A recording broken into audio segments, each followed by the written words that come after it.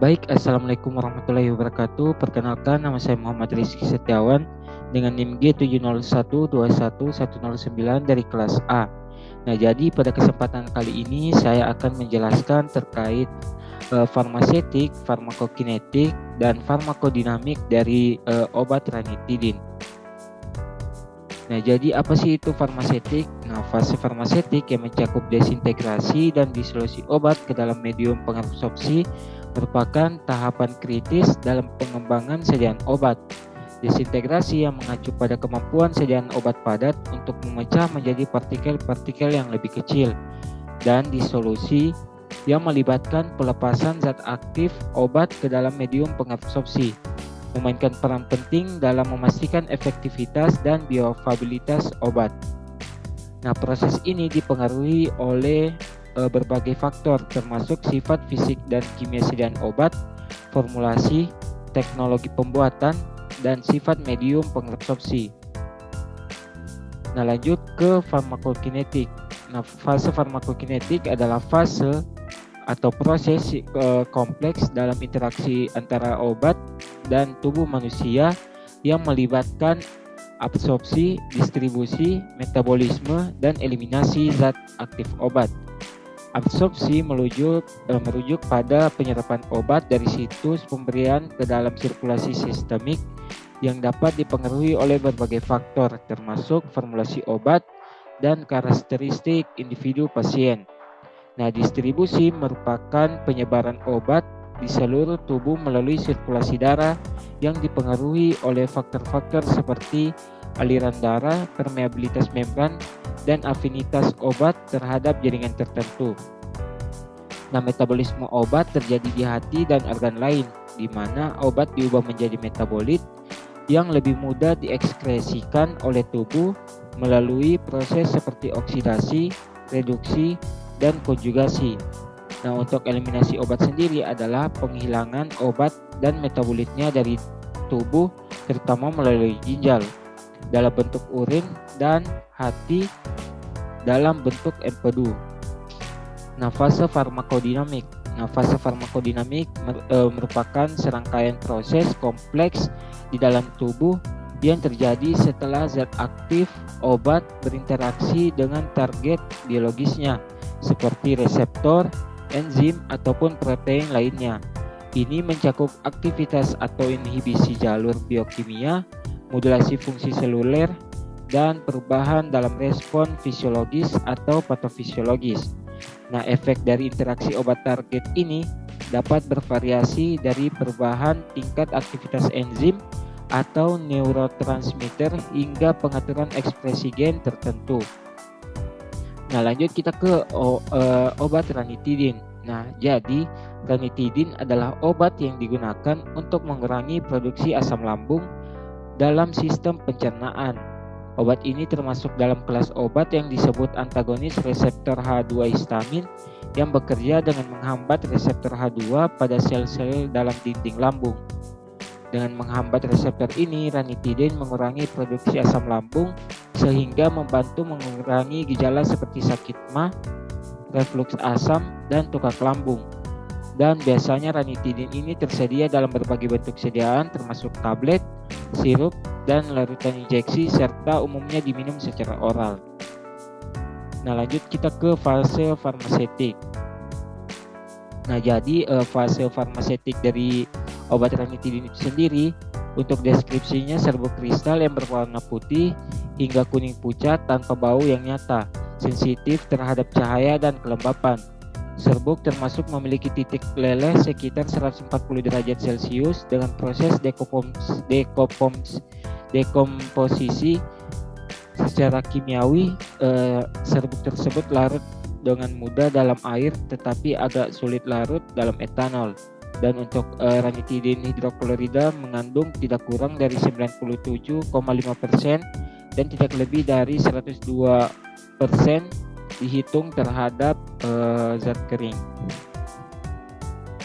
Nah, jadi untuk indikasi ranitidin dia merujuk pada kondisi medis di mana obat ini digunakan untuk mengurangi produksi asam lambung dalam sistem pencernaan. Beberapa kondisi yang umumnya memerlukan penggunaan ranitidin termasuk tukak lambung penyakit reflux gastrointestinal, kondisi di mana asam lambung naik ke kerongkongan yang menyebabkan iritasi, serta sindrom Zollinger-Ellison, suatu kondisi langka yang menyebabkan produksi asam lambung berlebihan. Nah, ranitidin juga dapat digunakan sebagai pencegahan terhadap luka lambung yang disebabkan oleh penggunaan obat antiinflamasi non-steroid atau NSAID, atau untuk mengurangi gejala indigesti atau dispepsia. Nah, ranitidin digunakan untuk mengobati gejala penyakit tukar lambung dan tukar usus. Badan Pengawas Obat dan Makanan atau POM, Badan POM, telah memberikan persetujuan terhadap penggunaan ranitidin sejak 1989 setelah melakukan evaluasi keamanan, khasiat, dan mutu obat tersebut. Nah, ranitidin tersedia dalam bentuk tablet, sirup, dan injeksi. Pada September 2019, US FDA dan EMA mengeluarkan peringatan terkait temuan adanya cemaran NDMA dalam beberapa sampel produk yang mengandung ranitidin. NDMA merupakan senyawa yang berpotensi karsinogenik jika dikonsumsi melebihi ambang batas yang ditetapkan. Nah, jadi ranitidin tersedia dalam 3 bentuk sediaan utama, tablet, sirup, dan ampul. Tablet memiliki dosis 150 mg, sementara sirup memiliki konsentrasi 75 mg per 5 ml. Untuk ampul dosisnya adalah 25 mg per mili atau 50 mg per 2 mili. Ranitidin dapat dikonsumsi secara oral dengan atau tanpa makanan. Namun penggunaannya bersama alkohol harus dihindari karena dapat menyebabkan iritasi lambung. Saat diberikan melalui injeksi intravenosa, ranitidin harus diberikan secara perlahan untuk mencegah risiko bradikardia. Ranitidin juga dapat dikombinasikan dengan antibiotik dan inhibitor pompa proton atau PPI untuk mengobati infeksi Helicobacter pylori. Kita lanjut ke fase farmakokinetik. Yang pertama itu ada absorpsi, yang dimana absorpsi adalah salah satu tahap dalam farmakokinetik yang mengacu pada proses penyerapan zat aktif obat ke dalam sirkulasi sistemik setelah diberikan melalui rute pemberian tertentu seperti oral, intravena, intramuskular, atau transdermal, yang dimana proses ini melibatkan perpindahan zat aktif obat melalui membran atau barir biologis seperti membran usus, kapiler darah, atau membran sel menuju aliran darah atau sistem limfatik. Nah, berbagai faktor yang mempengaruhi tingkat dan efisiensi absorpsi termasuk sifat fisikokimia obat, formulasi sediaan, pH lingkungan, kecepatan aliran darah lokal, luas permukaan penyerapan, dan adanya interaksi dengan makanan atau obat lain. Nah, absorpsi untuk ranitidin sendiri melalui saluran pencernaan atau oral relatif mudah terjadi dengan tingkat ketersediaan hayati sekitar 50-60%, yang dimana proses ini memungkinkan zat aktif obat untuk diserap melalui membran usus ke dalam sirkulasi sistemik, tetapi hanya sebagian kecil dari dosis yang diberikan yang benar-benar mencapai sirkulasi darah.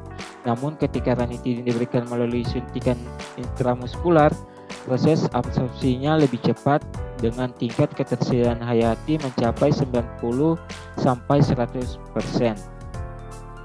Nah, selanjutnya distribusi. Nah, distribusi dalam farmakokinetik mengacu pada proses di mana zat aktif obat didistribusikan ke berbagai jaringan organ dan cairan tubuh setelah diserap ke dalam sirkulasi sistemik, di mana proses ini melibatkan perpindahan zat aktif obat melalui berbagai kompartemen tubuh termasuk darah, jaringan ekstravaskular, dan ruang intraseluler, yang dimana distribusi dipengaruhi oleh berbagai faktor termasuk sifat fisikokimia obat seperti ukuran molekul, lipofilisitas, dan afinitas terhadap protein plasma, faktor fisiologis seperti aliran darah lokal, permeabilitas membran, dan volume distribusi tubuh, serta adanya interaksi dengan protein plasma atau jaringan spesifik.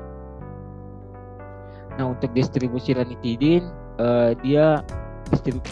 distribusi zat aktif obat melalui plasenta ke janin dan masuk ke dalam ASI atau air susu ibu adalah aspek penting dalam farmakokinetik.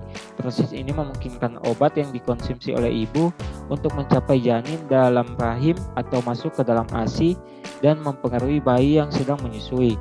Volume distribusi ranitidin yang berkisar antara 96 sampai 142 liter mengindikasikan seberapa luas obat ini tersebar di seluruh tubuh, termasuk dalam jaringan-jaringan dan cairan tubuh.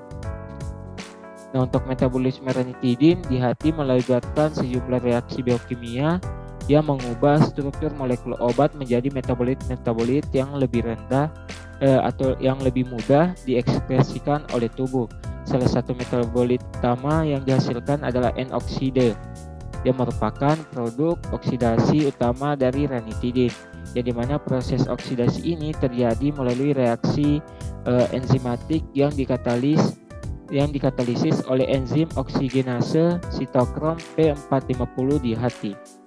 Nah, selanjutnya ada ekskresi, yang dimana ekskresi merupakan tahap terakhir dalam sirkulasi farmakokinetik, di mana zat aktif obat dan metabolitnya dikeluarkan dari tubuh melalui berbagai proses, yang dimana proses ini melibatkan eliminasi zat aktif obat dan metabolitnya melalui berbagai organ dan sistem tubuh, terutama ginjal dan hati. Ekskresi melalui ginjal terjadi melalui filtrasi glomerulus, reabsorpsi tubular, dan sekresi tubular, di mana zat aktif obat dan metabolitnya dipindahkan dari darah ke dalam urin untuk kemudian dikeluarkan dari tubuh melalui proses pembentukan urin. Untuk ekskresi ranitidin sendiri merupakan proses penting dalam farmakokinetik yang mengacu pada pengeluaran zat aktif obat dan metabolitnya dari tubuh. Ranitidin misalnya mengalami ekskresi terutama melalui urin dan dalam jumlah yang lebih kecil melalui feses.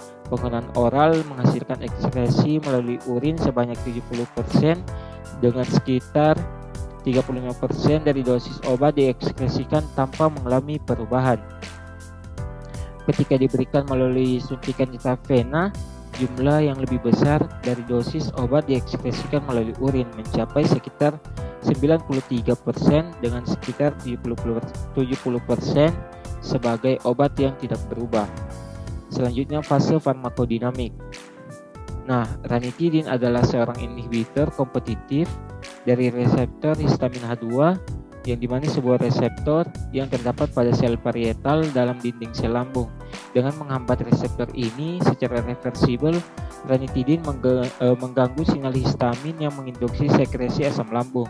Akibatnya terjadi pengurangan dalam jumlah, volume, dan konsentrasi asam lambung yang dihasilkan oleh sel parietal lambung.